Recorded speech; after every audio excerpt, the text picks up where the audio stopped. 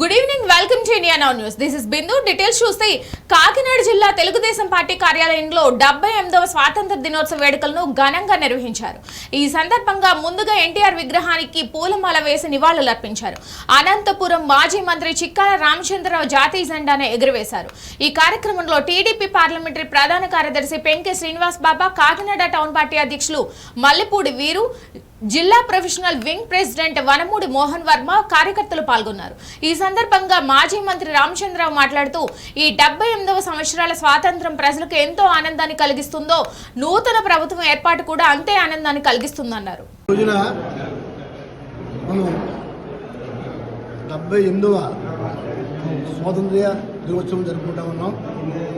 కాకినాడలో తెలుగుదేశం పార్టీ కార్యాలయంలో మనం జరుపుకుంటా ఉన్నాం. ఎందుకంటే స్వాతంత్రం వచ్చి 77 ఏళ్ళు పూర్తి అయిపోయింది. 78వ సంవత్సరంలో మనం అడుగుపెడుతున్నాం. ఈ స్వాతంత్రం రావడానికి ఎంతోమంది త్యాగదనులు, వాళ్ళ త్యాగాల ఫలితంగా ఈనాడు మనకి స్వాతంత్రం లభించింది. ఎన్నో ఇబ్బందులు పడ్డారు.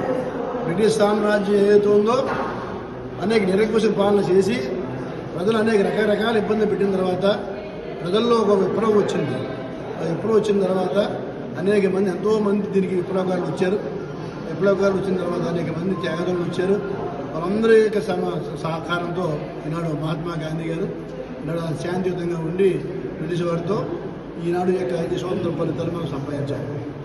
ఇది అదే ఆ రోజున మన మహాత్మా గాంధీ గారు చెప్పారు, మన స్వాతంత్రం వచ్చిందంటే మనకు దాని ఫలితాలు మన అందరికీ అందాలి, ప్రజలందరికీ అందాలి. ఉద్దేశం మీద ఈనాడు కూటమి ప్రభుత్వం వచ్చిన తర్వాత గతంలో ఉన్నటువంటి ఏదైతే వైఫల్యాలు ఉన్నాయో ఆ అన్నింటినీ కూడా ఈనాడు మరి ఈ కూటమి ప్రభుత్వంలో చంద్రబాబు నాయుడు గారి నాయకత్వాన, పవన్ కళ్యాణ్ గారి నాయకత్వాన, అలాగే మన మోడీ గారి బీజేపీ నాయకత్వాన్ని ఈనాడు అనేక చేస్తూ ఉన్నారు.